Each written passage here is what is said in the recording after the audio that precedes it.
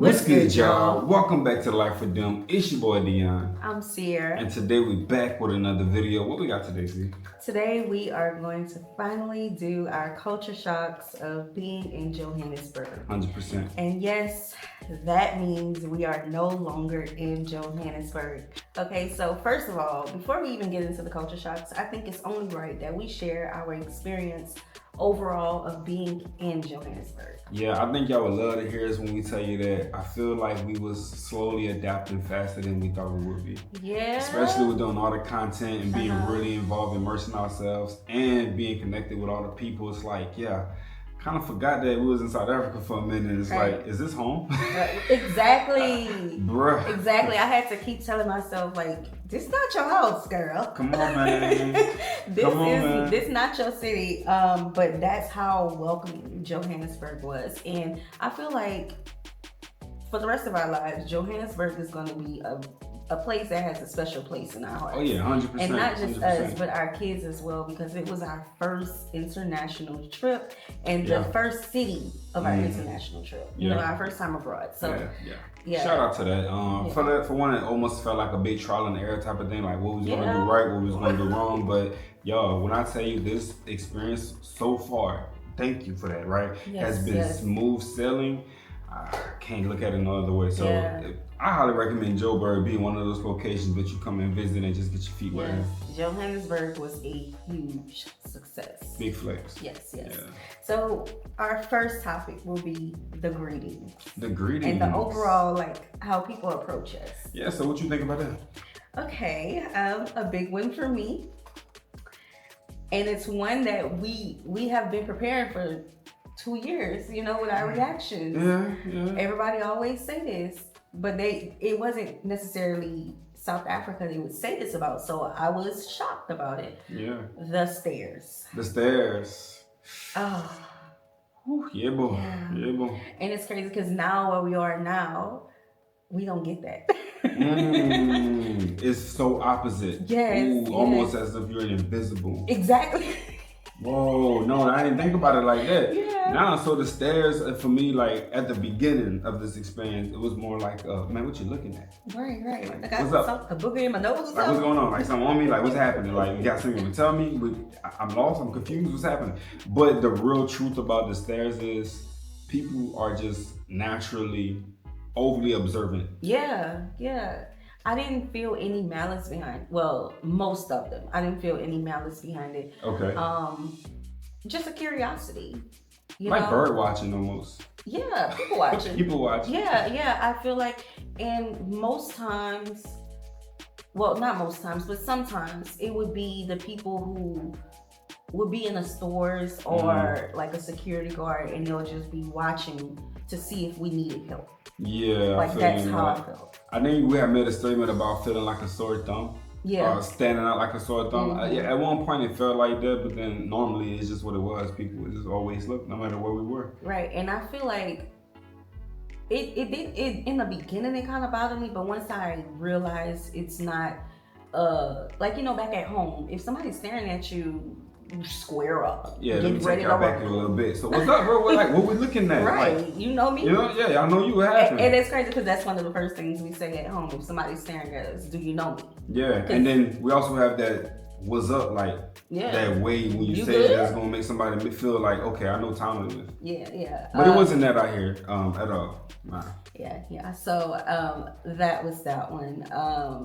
Oh, and I just want to mention as well, like when you have a lot of people that staring at you like that, you can also look at it from a perspective as if you need help, look at all the people that's seeing you. Exactly, because baby Dion's so loud and so obnoxious, and I'm like, oh my God, you're acting like an American. So there was this one gentleman, and he was sitting at we was in the mall walking, and he was sitting at, I guess, the store that he was working at, and he was staring at us. And we was looking for a location inside the store that we just couldn't find. And I'm like, I'm gonna go talk to him. I think we can go ask this guy for some help.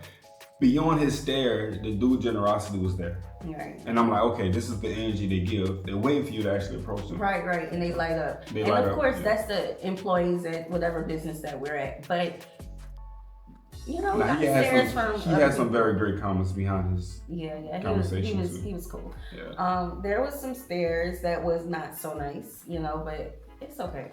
It's okay. You just gotta stand your guard, keep your chin up, because they are not putting their head down. They gonna look at you in your eye. And this is like the really culture shock of it.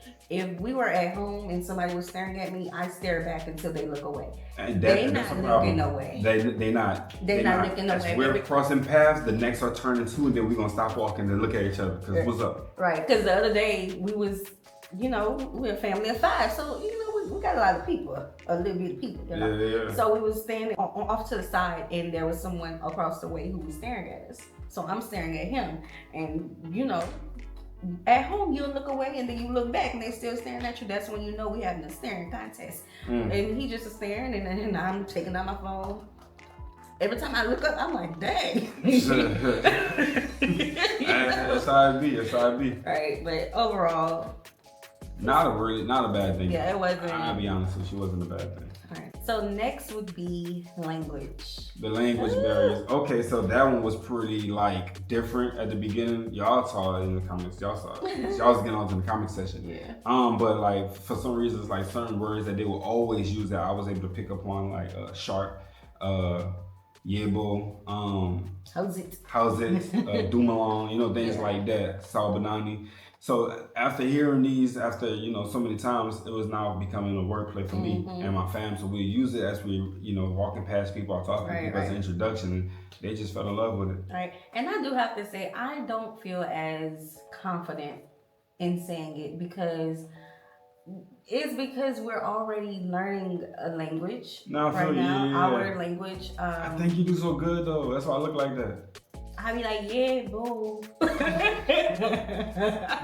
No, I think yeah, boo is one of the ones that I'm very confident. It's fun. Yeah, boo. Yeah. But everything else, yeah.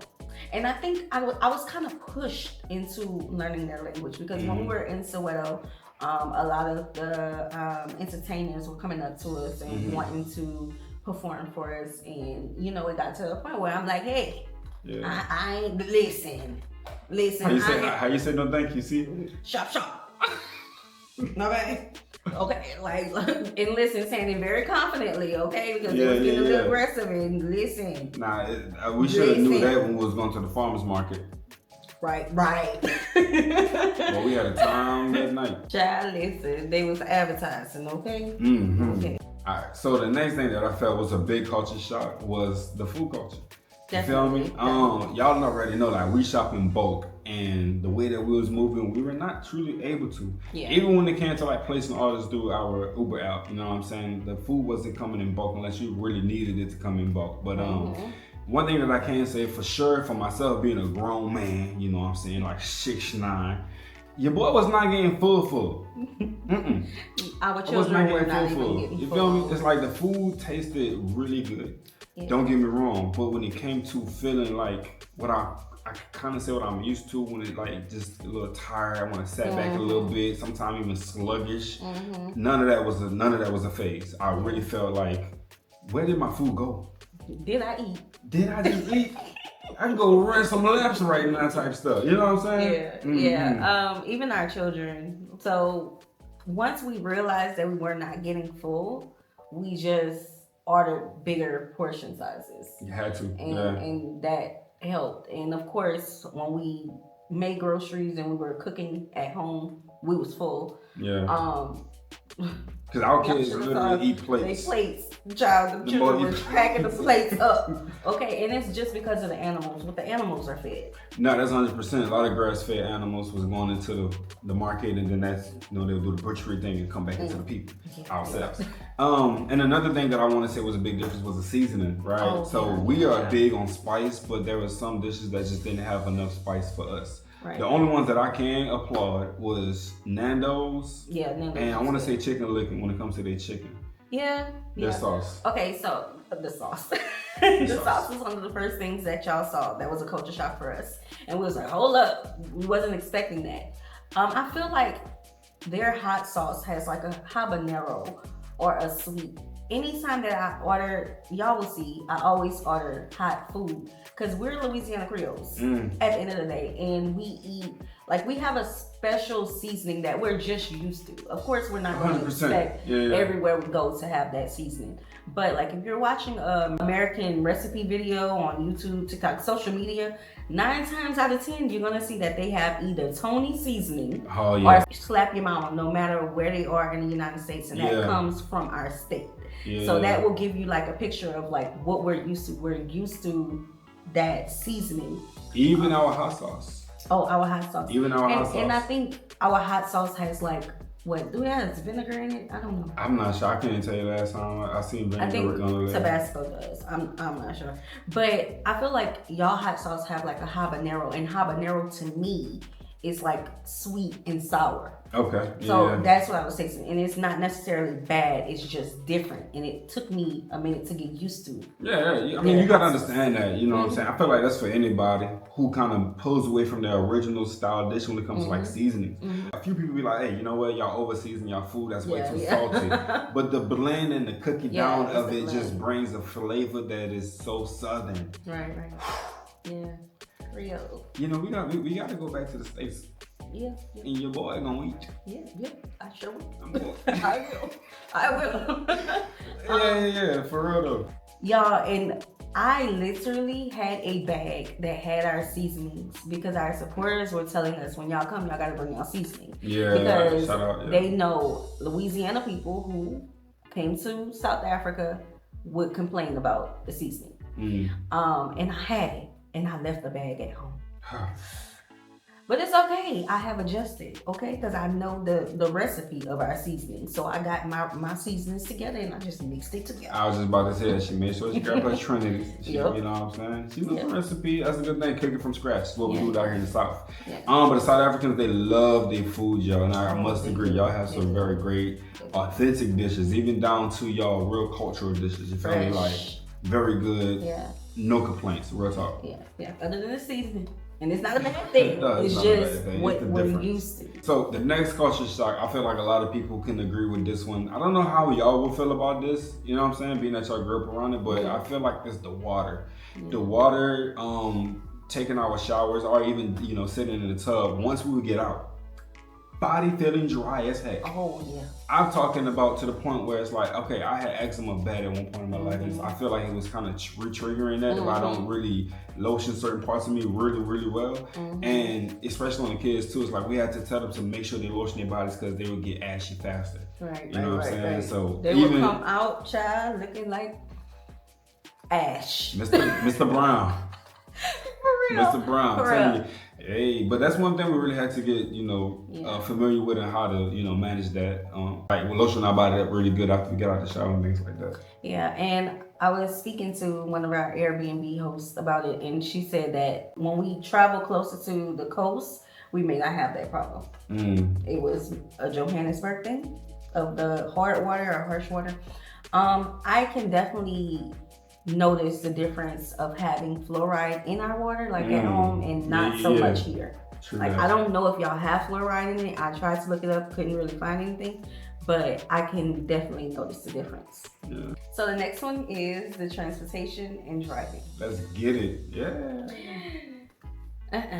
Nope. I'ma stick to the right side of the road when I'm at home, because y'all wanted us to get on that road with it. I'm not doing it. And if y'all have been around for a while, y'all will know that we got into a terrible accident a couple years ago, and still scarred from that. So I'm not testing out y'all roads. Yeah, that's an accident waiting to happen though. I ain't gonna lie. I'm trying not to even look at y'all roads whenever I'm behind the Uber because I'm starting to be too familiar with it now. And I'm like, but I drive on the right side. You know what I'm saying? And even if I am familiar with it, I'm still not 100% with y'all signs, and I'm still not 100% with the making that left turn or that right turn just to get on the left side of the road. You know? The roundabout. Even the roundabouts. Y'all know Americans don't like roundabouts to begin with, okay? And seeing the Uber drivers go on the roundabout, I'm like, hold up, you're supposed to go this. But listen, I do want to say shout out to your Uber drivers out here in South Africa. Professional pothole dodgers, though. Yes. Y'all, hey, them boys, I don't care what type of traffic coming. They go around it. I'm talking about over the line and everything. I'm like, what about that car coming? You know what I'm saying? And another thing that I do love is, I think it's only because we could be in a tourist area, the Uber drivers come mad quick. Oh, yeah. I feel like they come really quick. And I can also mention that with the Uber orders. Like, when you're in certain areas and you're right, you see Uber bikes chilling, waiting for them to get notified so they can come drop off your food. And it's always very much on time. Yeah. The Go train, what is it called? Go train. The Go train. Go train. Go train. That's what we're gonna call the Go train. Listen, y'all. We are Americans. We come from a majority car society.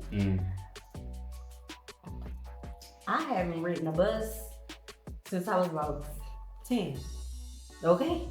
So, and we do have a train in Dallas, but I have a car. Y'all saw both of the videos, baby. Listen, I'm gonna stick to the cars that I'm used to. Yeah. I don't know, I feel like we gotta be prompt to want to go and try it, just to get on it. Other than that, it's like we are so head focused on what's needed to get done for that day that we don't even think about half the stuff that's in our area. You know what I'm saying? So I think that's just the difference between that. But you guys' trains is dope as well. Yeah, definitely Coach Shock just navigating it. But once, we were told that, hey, you can't put the whole family on one card. Oh, snap. We thought if we put this amount on the card, we could go through. But that's how we thought. Nothing wrong with that. It was a good experience. It was a fun one. Y'all enjoyed seeing us mess up. Yeah. And that's okay. We human. We ain't perfect. So the next culture shock that I felt was pretty interesting to mention is the security. We've been in a few Airbnbs and I have yet to see a Ring camera. I have yet to see a peephole in the door. That was a big one, the peephole. Yeah, like some people would knock on your door and you want to see who it is first. So you can't do none of that. Or you would like to check your phone for your Ring camera. You can't really do that. Security is top notch though. I do see a lot of, cameras that's sitting around. A lot of security guards with their artillery on them at that. But yeah, that's like that's like the real high scale version of security for me. Yeah. Oh, I know what you're gonna mention next. What? The fences. Oh, okay. Electric fences. Fences. All of the apartment complexes and apartment buildings that we stayed in had security. More than one person. Correct. Actual people, cameras, 2 doors that's going to keep everything secure. I'm talking about from the top door is locked, then you got this next door that's locked, and it's like locked doors from. You got to go through so many doors to get to where you want to get if you want to do some trouble. Yeah, and one of the apartment complexes that we were in had a 24-hour code that changes every 24 hours. Oh yeah, that was interesting. That you needed to go in and out. So everywhere that we went was really, really secure. Yeah, and the security guards are mad cool. Yeah. That's what I really enjoyed about it. I wouldn't say everywhere, because even when we went to Soweto, I didn't really see that in Soweto. Well, as in for security? Yeah. I didn't see that in Soweto. And the thing is, I had mentioned to our tour guide in Soweto, it's like, I know, every area has trouble, but the environment just seems so connected. Everybody was hollering at one another. People was making fun and having laughs with one another. The ladies was talking to the men. Men was talking to the ladies. Everybody was like, it was a real cool place. So that's how I experienced it. Well, Soweto just felt like an average black neighborhood to me. No, real talk. That's how I felt. Real talk. Yeah. Anything else about security? Other than that, the spikes on the fences. Yeah, the spikes goes with the electric wires, which That's a second layer of security. I was so tempted to touch. Just want to know how zapped up it was gonna get, No. Talk about, is that on? That ain't on. Is it on? It's definitely on. Okay, so next would be the shopping mall. And we have went to quite a few of the shopping malls. We didn't show all of our experiences because at the end of the day, we're going somewhere for the first time. We have children. We need to be very aware of our surroundings. So y'all didn't see every experience, but what I do like about their shopping malls is that it's like a one-stop shop. They have the grocery stores, they have the clothing stores, they have the coffee shops in there. They have activities in there, the food courts. I like that it's all there. It's heavily electronic based. It's heavily work based. Like if you need some boots with steel toes, Timberlands, anything like that, they literally have a whole section just for that. But yeah, the way ours is set up is like ice skates, movie theaters, merry-go-rounds for the kids, little small play bands, you know what I'm saying, things of that nature. But here in South Africa, we saw a lot of grocery stores. Yeah. You know what I'm saying? In the malls. Inside of the malls, where you can literally put all your groceries inside your basket. And you can walk through the mall. Walk down the street. with your basket, you know what I'm saying? Get what you gotta get. It's all pretty interesting. I think South Africa's model when it comes to shopping malls needs to be copied. Like places can learn from South Africa when it comes to that. Yeah. I also like the line of work that they offer. You know what I'm saying? Because when we in there and we seen all the ladies and men that's at the registers waiting for you. I'm talking about just lined up. So and banks. Like banks as well. Anywhere that you need to go to personal do banks. Something, it's in the malls. That was a different shock banks, for us. many ATMs. Yeah. The next culture shock that we dealt with a lot with is an interesting thing because y'all didn't tell us about this. The approaching of, I guess, the homeless community, right? So a lot of people was coming up to us, and the way they would do it is so like strategic because they're willing to tell you their story. They're willing to tell you why they are where they are. They're willing to, work for what they want in a heartbeat. Whatever work you have available, they're willing to. Not all of them. No, not all of them. But from what we experienced, and we had some other bad experiences when it came to it, like people getting angry, people saying things in their language and talking about you be rich one day, you be poor, then boom, boom, boom. Like I had this one guy, he came up to me and I was waiting outside, and he was like, "Hey, brother. This I got going on. If you don't mind, can you help me with this?" I'm like, "I literally don't have anything at the moment for you, my man." He got upset and he went right here on the side of me to a trash can and started digging in front of me. And then he started hollering at the bird across the street. And then he started hollering at the officer down the street. He asked you, but he didn't ask them. Yeah, he didn't want to ask anybody else. He only asked me. Right. And it's like we didn't bring clothes that we would normally wear. We didn't really bring all of, nothing flashy. We didn't want to look flashy or none of that. We really came comfortable. Yeah, you know what I'm saying? Like just enjoy ourselves. For real. Yeah, and that didn't work. That didn't work. What I can say about the homeless community that is different from ours, and if y'all know us, y'all know we interact with our homeless community. And especially me being from New Orleans, I feel like New Orleans is one of those places in Louisiana that has a bigger population of homeless than any other city in New Orleans. So I've always had a heart for the homeless. And I've dealt with them quite a bit growing up. I would say that in Soweto, when we dealt with people who were homeless, they wanted to do something to receive something. That was different. In Rosebank and Santon, when we were walking around, they were a bit aggressive. And it's like they wanted it because they know we were not from there. That's what it felt like targeted. It was like demanded. And like a lot of people were saying that mind you, this is the phone jacking location. Right. So, all right, go ahead. Right. It's like I didn't have any safety concerns when it came to anywhere else. Like, y'all, my daddy is a Navy vet. I'm very aware of my surroundings, very vigilant, very not gonna let nobody play with me. That just goes to show you what type of man she was into. So what you think was gonna happen then? Exactly. But it was the homeless community. If I was to fear anybody, it was gonna be them. But baby, I ain't got no fear in my bones. Yeah, man. Sometimes they do get a little aggressive. Yeah. But that's life. That's how it be. Moving forward from that, like the scenery, I believe will probably be one of the top culture shocks. You know, we come from a flat ground back in Louisiana. Not any hills really, not any mountains. If it snows, it comes up, it goes down. There's no waviness to it. But here in South Africa, you know what I'm saying? Like everything is a view. Y'all seen it. I'm talking about everything is a view. Yeah, y'all gotta understand where we coming from, right? Where we coming from, water is our thing. Like we have one of the longest bridges in the United States over just water. Straight water. If you don't got that mental right, you're gonna fall asleep on that road. Baby, make sure you have gas, okay? And gas. Petrol. No robots. Right. Just straight shot. Just going. Right. What I was gonna say, coming off the plane, leaving the airport, how we were saying, "Oh, this is beautiful," and people were in the comment section like, "Oh my God, I lived here all my life. I didn't think nothing over here was beautiful." That's how you could tell they're from out of town because they're saying Johannesburg is beautiful. Johannesburg is beautiful. Yeah. The greenery. Do not take that for granted. I could breathe after the altitude sickness. Yeah. I could breathe here. Like I definitely could tell the difference with all of the trees. Yeah, I would recommend getting off the plane and going straight to the gym.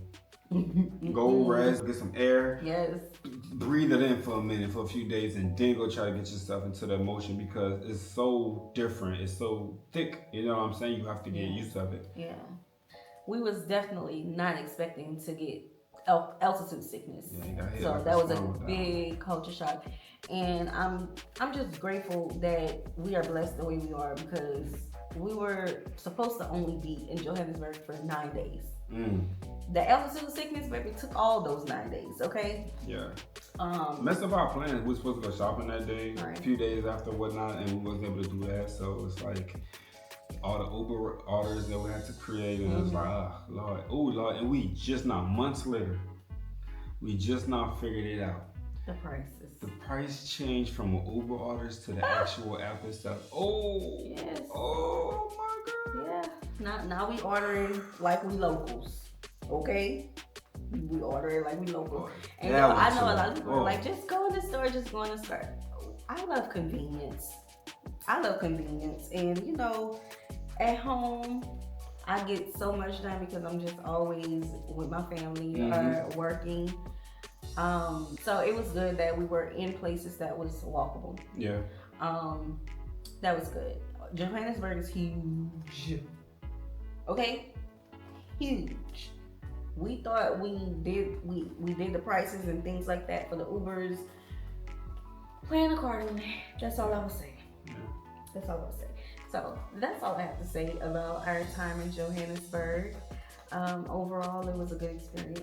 Yeah, a lot of culture shocks, as you can see, and a lot of learning moments, a lot of things that we're going to take with us back at home when it comes to experiences and just the love of the country in general. But yeah, it was a vibe. Yeah. So stay tuned to see everything else we have in store next. Peace. Peace.